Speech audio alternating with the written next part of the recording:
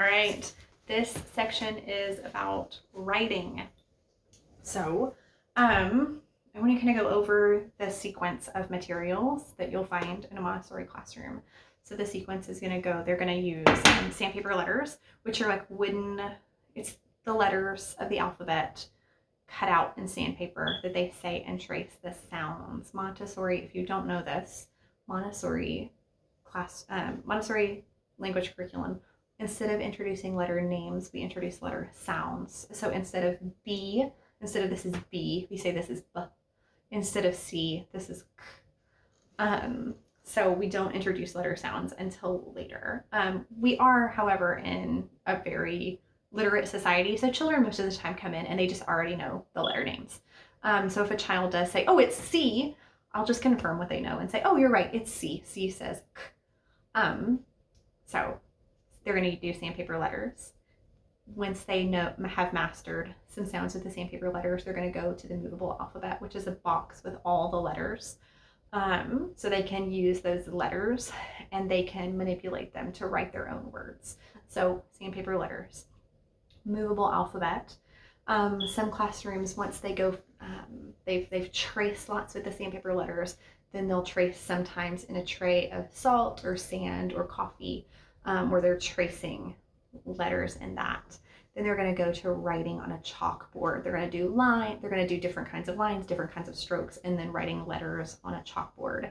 And then they transfer to pencil and paper. So there's a big leap between a child knowing letter sounds and a child writing with pencil and paper.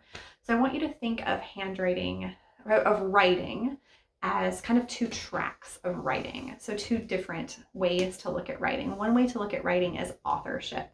So that is a child having thoughts and expressing those thoughts through writing, whether that writing is with the movable alphabet or whether that writing is with handwriting. Writing is that authorship piece, that expressing their thoughts. So spoken language, everything we talked about in the last section, all those games, I Spy, classification, songs and poems, books that we've read, all of that supports authorship. It gives children, when they have a strong foundation in oral language, they have a big bank to pull from when they're writing. They have a lot of thoughts when they're writing. There was a study done that looked at children who had been read to regularly and children who had not been read to regularly. And they asked them to tell a story, like to tell their own story about a birthday or something like really familiar. And the children who were read to more had a bigger vocabulary that they used when they told their story. They were able to express more details in their story. They were able to use like kind of a broader range of words, and they were able to use different plays on words and use grammar in a more kind of interesting way than children who are not read to. So just even like reading aloud to children really supports that idea of writing in the sense of authorship. One thing about authorship that is so important to literacy development, and research supports this, is the phase of inventive spelling. So if children are writing, whether that's with the movable alphabet or if you've got like the little the magnetic letters for your fridge, or they're writing with pencil and paper, inventive spelling is so important. You do not need to correct your child's spelling. You can support this at home. Like if your child says, hey, how do you spell cat? Instead of telling them how to spell it with the letters, encourage them to stretch it out and hear the sounds. So instead of saying, oh, C-A-T, you can say, oh, let's see what sounds we hear. Cat, k-at. What sounds do you hear? And sometimes they'll just write the C and they'll just write the T. But that's okay. The more they write, and once they get into reading, the more that they read, their spelling will get refined. We do not need to focus on spelling at this stage. Like that inventive spelling stage is so important. And that this writing stage will sometimes last a while. So just because children are writing does not mean that children are quite yet ready to read. And often children will write, like I'll have children in my classroom will write whole sentences with the movable alphabet and know what they're writing and pull out the letter sounds. But then they'll say, wait, what does this say? Because they can't quite read yet, and that's okay. Children might bring you a birthday card that they've written for a grandparent. When your child writes at home, don't focus on too much on what it says. So try to avoid asking them, what does this say? They might not be able to go back and read it, and that's okay. You can ask them to tell you about it. You can ask them to draw you a picture of it, but try to avoid having them try to read it back to you because they might not be able to. And that's okay. That inventive spelling phase is so important and so valuable. You can support this development of authorship by playing by all those oral language games that we talked about in the last section, and encourage writing. Encourage them writing lists, encourage them writing cards and notes and stories. Just any kind of writing that they're doing, even if they're not writing real words, even if they bring you a page of scribbly lines and they call it a grocery list, it's a grocery list. Like they are associating expressing their thoughts with written language, and that is fantastic. So that's like, you got writing, authorship. The next piece of that is handwriting. So that's the mechanics of putting pencil to paper. So I'm going to go kind of on a little tangent about rushing to write with pencil and paper. This is just like when we talked about the rush to read earlier. Sometimes there is a rush, like there is a pressure put on children to be able to write their name or write their numbers or write with pencil and paper before they're ready. They do not need to be writing with pencil and paper. They do not need to be writing letters or their name yet. It's okay if they can't. Children need gross motor development before they can have that fine motor control to write with a pencil and paper. So one of the biggest things you can do to support your child's handwriting development is not to give them worksheets. It's not to put a pencil in their hand.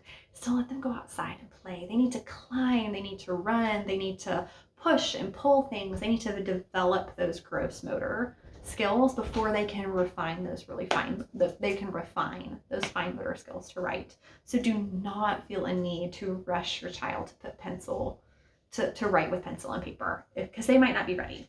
The best thing you can do to support handwriting at home is art materials. Clay is so good for those development of those fine motor skills that they need. Any kind of drawing that they can do is fantastic. Different art mediums, big fat rock crayons, oil pastels, fine tip markers, paintbrushes, like any kind of art material is really great for supporting handwriting development. Maria Montessori only created one material to directly support handwriting development, and that's movable alphabet. That's metal insets. So metal insets, if you haven't seen them, it's it is geometric shapes, and every geometric shape has a little, so it has like a little, it's almost like a stencil. So it's got a frame and then it's got the shape inside the frame. So they can trace the shape, or they can take the shape out and they can trace the frame. And so they're practicing making geometric shapes. They're making designs with them. They're filling them in with lines. So it teaches, it directly supports handwriting through drawing geometric shapes. Handwriting is supported in the Montessori classroom in all the other areas through indirect preparation. So all those practical life things, they're practicing using tongs, they're cutting things to cook, they're scrubbing tables, they're scrubbing the floor. All of that is supporting the motor development that they need to be able to write. Lots of the sensorial materials, lots of them are like little puzzles where they're having to pull things like this. They're having to use that same grip that they use when they're gonna use a pencil. But yeah, don't feel like you need to rush your child into using pencil and paper. It's okay. There's just, bring art into your home if you want to support handwriting development. So that is what I've got on writing. And this week, as your assignment, the material you can make this week at home is a Montessori salt tray. So you just need a baking sheet. It can be like a wide one if you're really afraid of the mess, like a wider like brownie pan that's really small. You can use a big like rimmed baking sheet.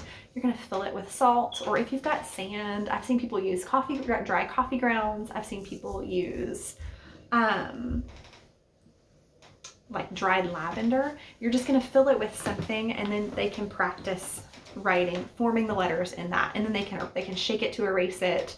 If they're not at the point where they are ready to write letters or numbers, I mean, they can practice making lines in it. They can practice making squiggly lines and straight lines and vertical lines.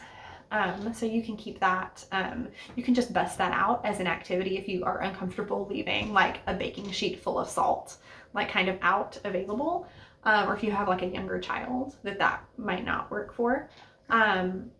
Yeah, that's an activity that you can just pull out at your kitchen counter while you're making dinner, or while you're, if you need, if you've got 30 minutes in the afternoon, you can make a salt tray for them to practice forming letters in. So that's all I have for you this week. There aren't any PDFs for writing. So you do have some really cute alphabet prints though that you can print out and frame. They are ready to crop at 8x10. There's a print one, there's a manuscript one, and there's a cursive one, and they're just really cute prints that you can print out and frame. So yeah,